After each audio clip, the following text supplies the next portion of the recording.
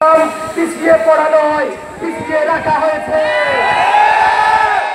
আমরা আর পিছিয়ে থাকতে দেব না। আমাদের কোনো দল নাই, আমাদের কোনো মত নাই, আমাদের কোনো গোষ্ঠী নাই, আমাদের কোনো ব্যক্তি নাই। আমাদের একটাই চাওয়া, কুড়িগ্রামের উন্নতি। এই কুড়িগ্রামের মানুষকে আমাদের নদী ভাঙ্গন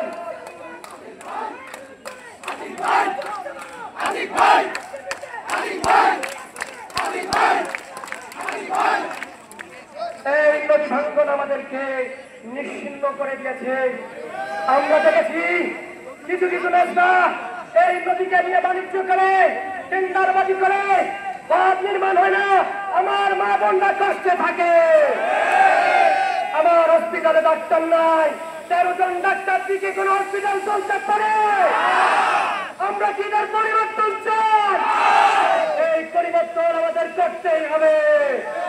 আমাদের ছেলেরা প্রায় 70% বেকার কুড়িগ্রামের, এদের কর্মসংস্থান দিতে হবে। আমি আবার বলতে চাই, আমি কোন দলের বিরুদ্ধে নই, আমরা কোন গোষ্ঠীর বিরুদ্ধে নই, আমরা এই মাফিয়াতন্ত্র সিস্টেমের বিরুদ্ধে। এই সিস্টেম কুড়িগ্রামকে 63 নম্বর জেলায় রূপান্তরিত করেছে। আমরা 63 নম্বর জেলায় থাকতে চাই না, আমরা 3 নম্বর জেলায় থাকতে চাই। যদি অন্যান্য জেলা থেকে আমরা 50 বছর পিছিয়ে আছি, আমাদের আর 50 বছর পিছিয়ে থাকা যাবে না।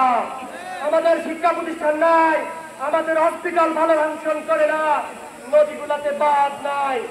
আমি আমার কথা শেষ করছি এই বলে, আপনারা যদি মনে করেন আপনার এই ছেলে, আপনাদের এই ভাই আপনার জন্য কাজ করতে পারবে, দুর্নীতিমুক্ত বৈষম্যমুক্ত বাংলাদেশ করতে পারবে, তাহলে আপনি আমাকে চয়েস করতে পারেন।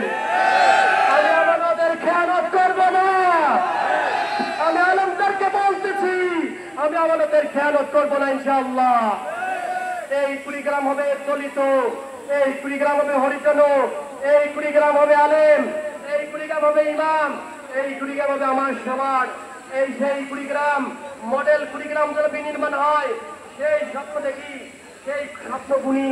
আপনাদেরকে ধন্যবাদ। ইনকিলাব জিন্দাবাদ।